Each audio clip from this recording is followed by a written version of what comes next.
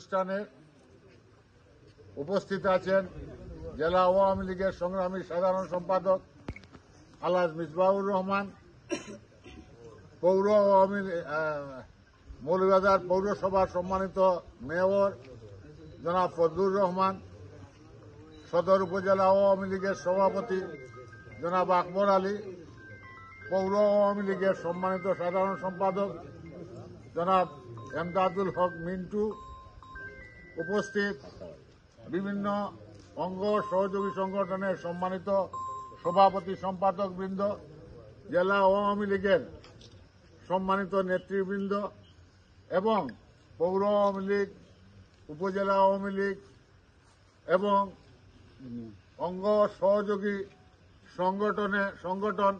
এবং ইউনিয়ন আওয়ামী লীগের আমার সহকর্মী ভাইয়েরা, আপনারা জানেন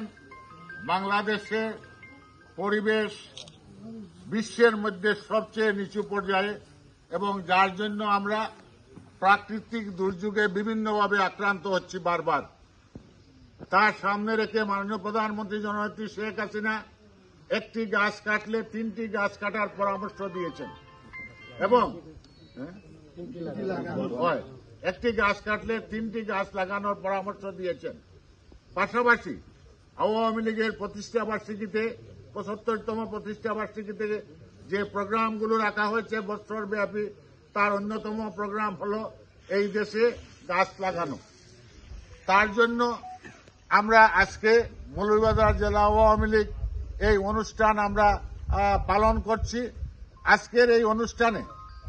যারা উপস্থিত হয়েছেন জেলা আওয়ামী লীগের পক্ষ থেকে